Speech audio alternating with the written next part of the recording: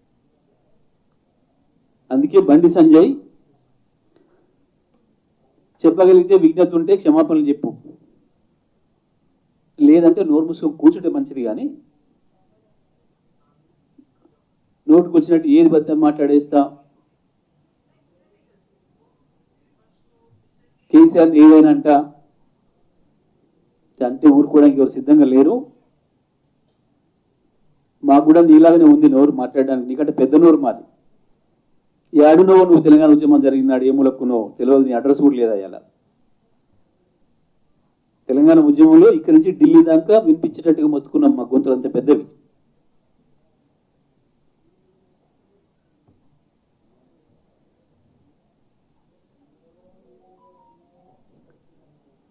ఇదే పాపం కిషన్ రెడ్డి మాట్లాడుతుంటే నవ్వుకుంటున్నారు చూసేవాళ్ళు. భాష గురించి కొంచెమన్నా ఎందుకు సిగ్గనిపిస్తలేదో నాకు ఆశ్చర్యంగా ఉంది. మీ నాయకులు మాట్లాడుతున్న భాష జాతీయ నాయకుల గురించి కావచ్చు, గతించిన నాయకుల గురించి కావచ్చు, గాంధీ గురించి, నెహ్రూ గురించి మీరు మాట్లాడుతున్న భాష, మీ సోషల్ మీడియాలో మీరు వాళ్ళని చిత్రీకరిస్తున్న విధానం, ఈ దేశం కొరకు వాళ్ళ జీవితాన్ని త్యాగం చేసిన గాంధీ గురించి మీరు చేస్తున్నారు. నిన్న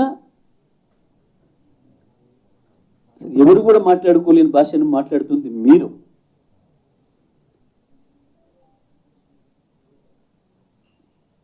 గాంధీని తిడుతూ గాడ్సేని పొగిడే మీరు ఇంకోరి గురించి మాట్లాడతారు, ఇంకోరు చెప్తారా? కిషన్ రెడ్డి గారు నీకు సమాధానం చెప్పడానికి, నీతో చర్చ చేయడానికి ఏ టీఆర్ఎస్ కార్యకర్తతో కూడా అక్కరలేదు. నువ్వు ఏ గ్రామానికి వెళ్ళినా, నువ్వు హైదరాబాద్లో నువ్వు ఇంతకుముందు నియోజకవర్గం ప్రాతినిధ్యం వహించిన కాడికి పోయినా ఏ మూలమైన ఒక పెన్షన్దారుడు చెప్తాడు, ఒక ఆసరా పెన్షన్ తీసుకునే అమ్మ చెప్తుంది, పెద్ద తల్లి చెప్తుంది మీ చక్కదనం ఏందో, మీరేందో. కేంద్ర ప్రభుత్వంగా 8 ఏళ్లలో ఈ దేశానికి మీరు ఇచ్చింది ఏందో ఒక్కటంటే ఒక్కటి. ఈ 70 సంవత్సరాల కాలంలో ప్రజలకు ఏదైనా హామీలు ఇస్తే ఆ ఇచ్చిన హామీల్ని ఒక్కటంటే ఒక్కటి కూడా నెరవేర్చని ఏకైక ప్రభుత్వం మీది. పైగా మీరు ఇచ్చిన హామీలకు విరుద్ధంగా, మీరు మాట్లాడుతున్న మాటలకు విరుద్ధంగా చేతలు చేస్తున్న ప్రభుత్వం మీది. మాట్లాడేది జాతీయవాదం, చేసేది దేశద్రోహం.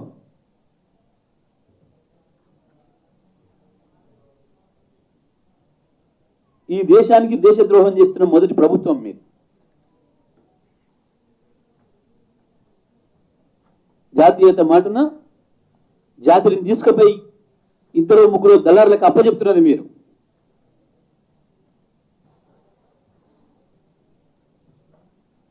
మీరు తెచ్చే ప్రతి చట్టం, మీరు బడ్జెట్లో ఉపయోగించే ప్రతి పైసా కేవలం 2-3 దళారుల కొరకు తప్ప ఈ దేశ ప్రజల, బీద ప్రజల జేబులు కొడుతున్నారు తప్ప ఒక్కటంటే ఒక్కటి.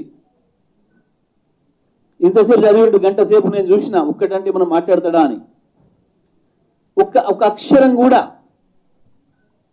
ఈ దేశానికి మేము వచ్చిన తర్వాత ఇది చేసినాం,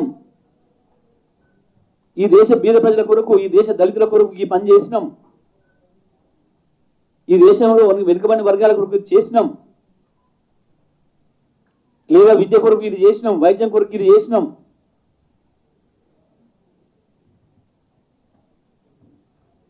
ఈ దేశంలో ఒక కొత్త ప్రాజెక్టు కట్టినాం, వృధాగా పోతున్న సముద్రం పోతున్న నీళ్ళని ఆపి ఇగో ఇక్కడ పలానా 10 ఎకరాలకు నీళ్ళు ఇచ్చినాం.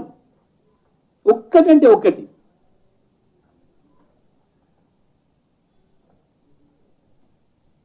ఇది బియ్యం ఇచ్చింది, బియ్యం ఈయన కొత్తగా ఇస్తున్నట్టు, ఇది 20 సబ్సిడీ ఇచ్చిందట. నవ్వుకోరా ప్రజలు? ఒక కేంద్ర మంత్రిగా ఉండి మాట్లాడితే అన్ని పాత ప్రభుత్వంలో కొనసాగుతున్న పథకాలు అవి రావాల్సిందే, ప్రజల హక్కులు అవి.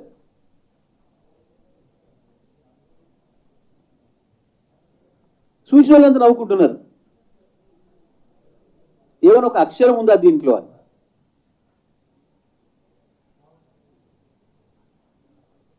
ఏది 2014లో మీరు ఈ దేశ ప్రజలను వంచి, ఈ దేశ ప్రజలను మోసగించి ఓట్లు తీసుకొని 5 కోట్ల ఉద్యోగాలు సృష్టిస్తున్నారు. ఒక్క ఉద్యోగం కొత్తవి రాకపోగా ఉన్నాయి 15 లక్షలు. నల్ల డబ్బు లెక్కలు చెప్పారు అద్భుతంగా, మీకు లెక్కలే రావు. మొత్తం చెప్పాలంటే చాలా పెద్దగా ఉంది, చాంతాడంతా ఉంది సున్నాలు. మనిషికి 15 లక్షలు వస్తే ఈ లెక్కలు చెప్తున్నా మీకు అని చెప్పాడు. ఏమైంది నల్ల డబ్బు? డిమానిటైజేషన్ ఎందుకు చేసిండో ఇప్పుడు కూడా చెప్పలే ఈ దేశ ప్రజలకి. దానివల్ల జరిగిన లాభం ఏందో చెప్పలే. ఎవరి ప్రయోజనం కొరకు అది తీసుకొచ్చినవో చెప్పలే.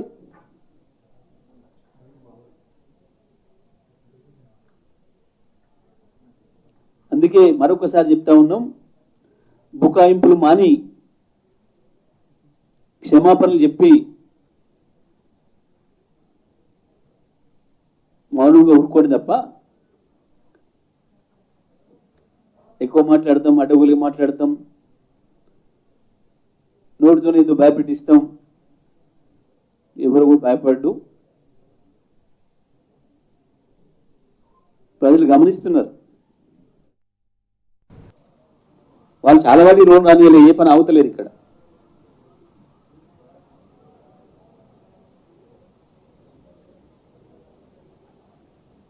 అంతకు మించి ఇంకేం చేస్తారో చూస్తారు. కేసీఆర్ గారు అన్ని ఆలోచించి చెప్పాను.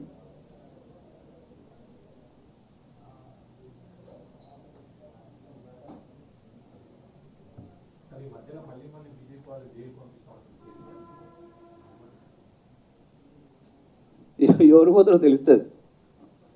ఒకసారి పోయించింది కదా, ఎవరు పోతారో తెలుస్తుంది. తప్పకుండా పోతారు. స్కామ్లు చేసిన వాళ్ళు తప్పకుండా పోతారు, అందులో డౌట్ ఏం లేదు. ఎవరు పోతారు అనేది తెలుస్తుంది. ఎందుకు అనుకుంటున్నారు కేంద్రం లేదు, మాకు పెత్తనం ఉంది, సిబిఐ ఉంది, ఏదైనా చేస్తాం. ఏమీ కాదు తెలుస్తుంది. కేసీఆర్ నిప్పులాగానే ఉన్నాడు. ముట్టుకుంటే పట్టుకున్నాడే కాలిపోతాడు, అంతే, ఏముండదు.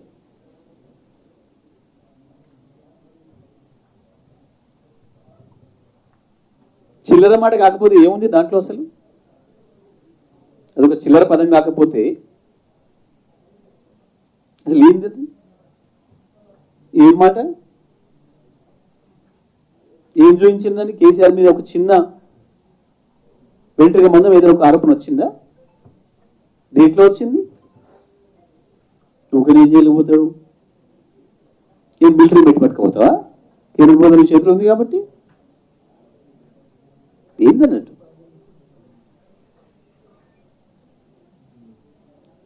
స్థాయి లేని మాటలు, జ్ఞానం లేక మాట్లాడే మాటలు తప్ప ఇంకోటి కాదు.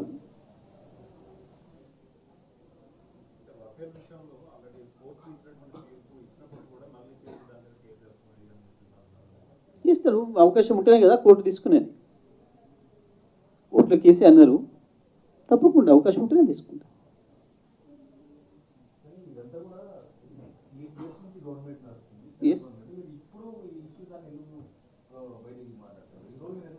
అంటే వాళ్ళు పని చేయకముందే మాట్లాడాల్సి ఉంటుందా? వరుసగా ఒకటి తర్వాత ఒకటి జరుగుతుంటాయి కదా. తప్పకుండా నీ ఎలక్ట్రిసిటీ బిల్ వచ్చినాడే ముఖ్యమంత్రి గారు లెటర్ రాసిండ్రు, నేను దీన్ని వ్యతిరేకిస్తా ఉన్నా, దీనివల్ల నష్టం జరుగుతుంది, తెలంగాణ రైతాంగానికి నష్టం జరుగుతుంది. అవ్వాలి రాసినాం, ఇవాళ మాట్లాడమే.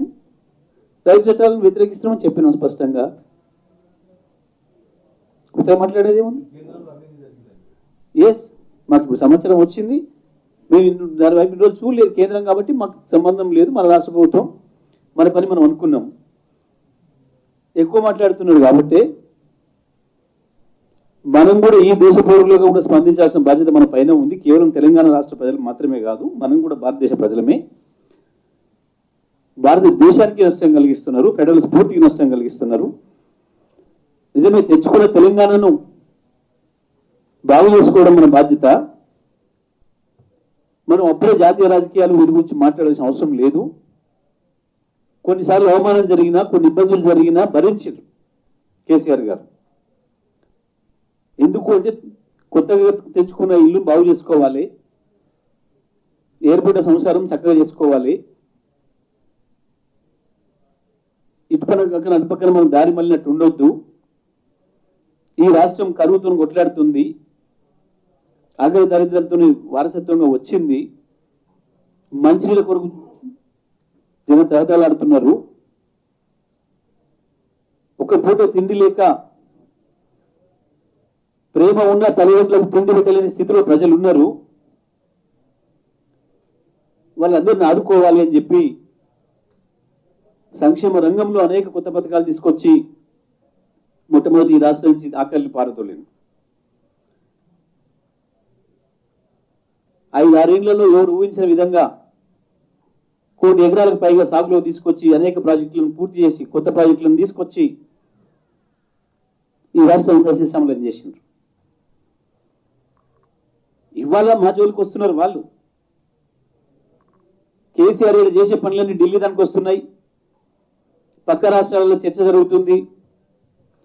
ఏ రాష్ట్రంలో ఎన్నికలు జరిగినా కేసీఆర్ పథకాల గురించి మాట్లాడాల్సి వస్తుంది. అన్ని పార్టీలు కేసీఆర్ ఇచ్చినట్టు మంచినీళ్ళు ఇస్తాను ఒక ఆయన చెప్తున్నాడు, కేసీఆర్ తెచ్చినట్టు సాగునీళ్ళు ఇస్తాను ఒక ఆయన చెప్తున్నాడు, కేసీఆర్ ఇచ్చినట్టు కళ్యాణ లక్ష్మి ఇస్తాను ఇంకొక ఆయన మాట్లాడుతున్నాడు. దేశంలో చాలా పార్టీలు, ప్రజల గురించి వెళ్ళి ఆలోచించే పార్టీలు కేసీఆర్ ను నమూనాగా తీసుకుంటున్నారు, తెలంగాణ పరిపాలన నమూనాగా తీసుకుంటున్నారు. ఇది నెమ్మదిగా ఢిల్లీకి సెగ తగులుతుంది. ఆ భయంతో ఇవాళ రాష్ట్రం పైన కుట్ర చేస్తున్నారు. కేసీఆర్ ని పరిపాలన చేసేదానికి అడ్డంకులు సృష్టించే ప్రయత్నం చేస్తున్నారు. ప్రజలకు వచ్చే వాటిని అడ్డుకునే ప్రయత్నం చేస్తున్నారు. అందుకే ఇవాళ కేసీఆర్ గారు మాట్లాడాల్సి వస్తుంది. మా పరిపాలన మమ్మల్ని చేసుకొని వచ్చినప్పుడు రాలే మీ జోలికి. రాజ్యాంగాన్ని ఉల్లంఘించి ఉమ్మడి జాబితాలోనైన వంకతోని రాష్ట్రాల హక్కుల్ని హరించే ప్రయత్నం చేస్తున్నావు కాబట్టి ఇవాళ బీజేపీ గురించి, కేంద్రం గురించి మాట్లాడుతున్నారు కేసీఆర్ గారు. తప్పకుండా సందర్భం వచ్చినప్పుడు ఈ దేశ పౌరులుగా ప్రతి ఒక్కరు స్పందించాలి. అందులో నేను ఒక పౌరుడిగా స్పందిస్తున్నాను కూడా చెప్పినారు కేసీఆర్ గారు. ఒకవైపు రాష్ట్రం హక్కుల కొరకు కొట్లాడతా, మరొక వైపు ఈ దేశ పౌరుడిగా కూడా కొట్లాడతా. ఇది దేశద్రోహ ప్రభుత్వం, ఈ దేశ ప్రజల్ని మరింత దారిద్ర్యంలోకి నెట్టే ప్రయత్నం జరుగుతుంది. తప్పకుండా ప్రజల కొరకు కొట్లాడాలి. అన్యాయానికి వ్యతిరేకంగా కొట్లాడిన చరిత్ర నాకు ఉంది. అన్యాయం పైన తిరుగుబాటు చేసి నేను లక్ష్యాన్ని సాధించిన నాయకుడిగా మళ్ళీ మౌనంగా ఉండడం కరెక్ట్ కాదు ఈ సందర్భంలో అని చెప్పి ముందుకు వస్తున్నానని స్పష్టంగా చెప్పారు కేసీఆర్ గారు.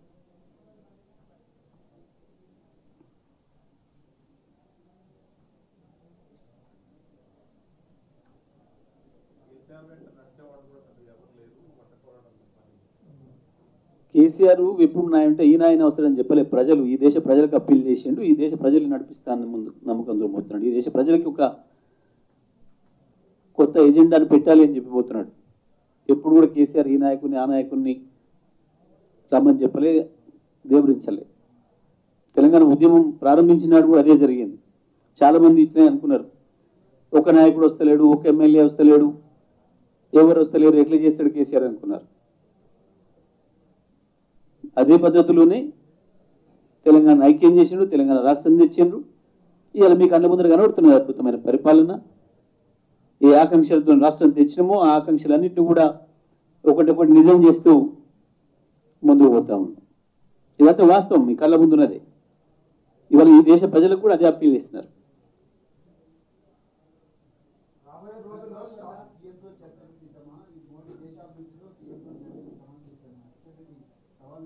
నేను చెప్తే కదా, వాళ్ళ ఊరికి పోతే వాళ్ళ ఊర్లో ప్రజలు ఉన్నారు చాలా మంది చెప్పడానికి ఆయనకు కేసీఆర్ పరిపాలన ఏంది, మోడీ పరిపాలన ఏంది.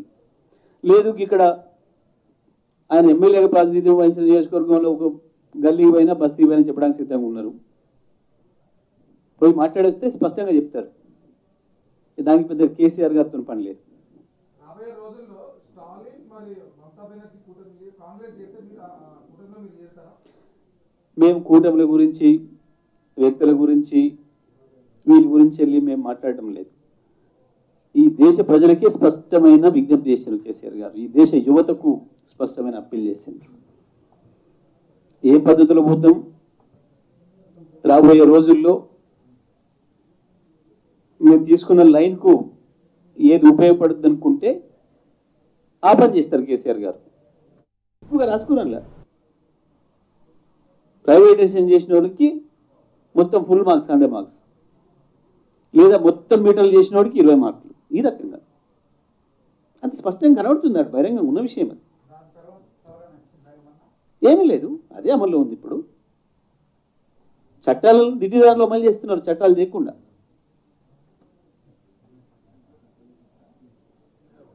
రాజ్యాంగ ఉల్లంఘనలు చేస్తుంది ఈ దేశంలో ఏకైక పార్టీ బీజేపీ పార్టీ. రాజ్యాంగాన్ని గౌరవించిన ఏకైక పార్టీ కూడా బీజేపీ పార్టీనే. అసలు జాతీయ జెండాని పట్టించుకున్న వాళ్ళు వీళ్ళు ఒకప్పుడు.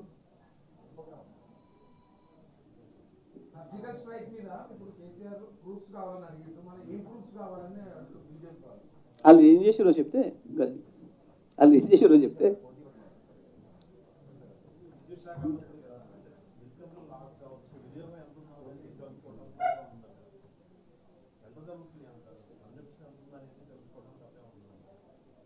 కన్జంప్షన్ తెలుసుకోవడానికి మన చేతుల్లో ఉంది కదా, కనబడుతూనే ఉంటుంది. అట్లా చూడంగానే కళ్ళెదురుగానే ఉంటుంది కన్జంప్షన్ ఎంత జరుగుతుందని. దాంట్లో అసలు లేదు. కన్జంప్షన్ తెలుసుకోవద్దని ఎవరు అంటారు? కన్జంప్షన్తోనే కదా స్పష్టంగానే ఉండి కొనింది ఎంత అమ్మింది ఎంత లెక్కే ఉంది. ప్రతి యూనిట్ కొని తీరాల్సిందే. అది జెన్కో నుంచి అయినా, అది ప్రైవేట్ సోలార్ ఉత్పత్తిదారుల నుంచి అయినా, అది హైడ్రో ఉత్పత్తిదారుల నుంచి అయినా కొని తీరాల్సింది. ఈ దేశం మొత్తంలో ఏ డిస్కమ్ అయినా కొని తీరాల్సిందే విద్యుత్తు. ఈ దేశంలో ఉన్న చట్టం ప్రకారం కొనేటప్పుడు డబ్బులు పే చేస్తేనే స్పష్టంగా కనబడుతుంది, అమ్మినప్పుడు డబ్బులు తీసుకుంటాం కనబడుతూనే ఉంది. అయినా నీకెందుకు వచ్చిన బాధ? అది రాష్ట్రాలు డిస్కౌంట్ బాధ కదా, నీకేం సంబంధం? నువ్వెందుకు దూరుతున్నావు దాంట్లో? ఎక్కడో ఆదిలాబాద్ జిల్లాలో ఒక గోండుగూడెంలో విద్యుత్ ఇచ్చే విషయం మాకు తెలుసు కదా. అక్కడ ఉండే సామాజిక పరిస్థితులను బట్టి కొంతమందికి ఉచితంగా ఇస్తాం, వాళ్ళని లైట్లోకి తీసుకురావడానికి చేస్తాం. ఒక దళిత వాడలో ఉచిత విద్యుత్ ఇచ్చేది రాష్ట్ర ప్రభుత్వం సబ్సిడీతో ఇస్తుంది. నీకేం సంబంధం? నీకేం తెలుసు అక్కడ ఉండే స్థానిక పరిస్థితులు? నువ్వు చేయాల్సిన పనికి ఆ దేశ రక్షణ, అంతర్గత రక్షణ గవి చేయలేక రాష్ట్రాల మీద పడి, ఈ దేశమే రాష్ట్రాల సమైక్య స్పష్టంగా ఉంది, నీ రాజ్యాంగ పీఠికలోనే ఉంది.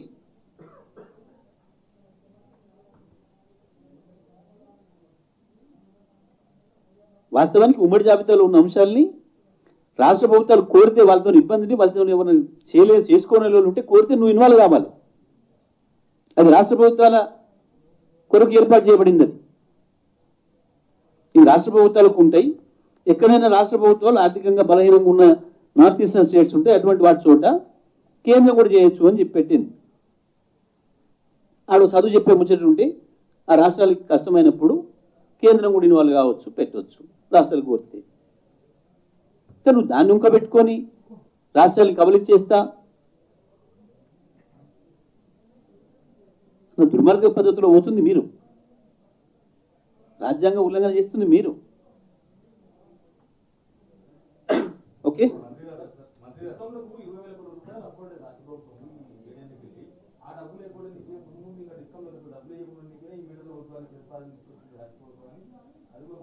ఎవరు మాట్లాడినారు? పేరు చెప్పారు. ఆయన పేరు చెప్తే ఆయన స్థాయి ఏందో, ఆయనకున్న జ్ఞానం అదే. 10,000 కోట్ల రూపాయలు బడ్జెట్లో పెట్టి ప్రతి నెల 900 కోట్లు టెన్షన్గా ఇస్తున్న ప్రభుత్వం మన ప్రభుత్వం. ఆయనకు మనకు అంత తెలిసి ఏం చెప్తాం? కేసీఆర్ మోడీ కోవద్దు కాంగ్రెస్ భాగస్వామ్య పక్షాన్ని చీల్చేందుకే కేసీఆర్ పనిచేస్తున్నారని రేవంత్ రెడ్డి కామెంట్ చేస్తున్నారు. ఆయన పక్కన ఉన్న ఆయన అడుగులు చెప్తారు ఆయన ఎవరు కోవటం. ఆయన పక్కన ఆయన ఉన్నాడు చూడు, ఈయన ఎవరింటికి పోయిండో ఆయనే చెప్పిండు కదా, ఈయన ఎవరు కోవట్టు, ఎవరికి ఏం పైసలు ఇచ్చి ఎట్లా తెచ్చుకుంటుంది, ఎవరు ఈయన పంపింది పార్టీకి అధ్యక్షుడు గారి. ఇక ఆయన ప్రశ్న దానికి మనం సమాధానం చెప్పాలనా? పక్కన చూడగా మీకు అర్థం కాలేదా? ఆ సమాధానం రాసుకుంటే అయిపోయి ఉంది. ఈ వీళ్ళు మాట్లాడితే నవ్వుకుంటారు ప్రజలు. నిన్నటిదాకా ఏం మాట్లాడిండ్రు, ఇప్పుడు ఎట్లా మాట్లాడుతుండ్రు అనేది పక్కన ఉన్నప్పుడు అర్థమైంది కదా. చూడగానే అనుకోరా గీనేదా నేను అన్నది 25 కోట్లు ఇచ్చి తెచ్చుకోండి పలానా ఆయన పలానా కోవట్ అనేది అనుకోరా. చూస్తాడు ఇట్లా పాయింట్అవుట్ చేసి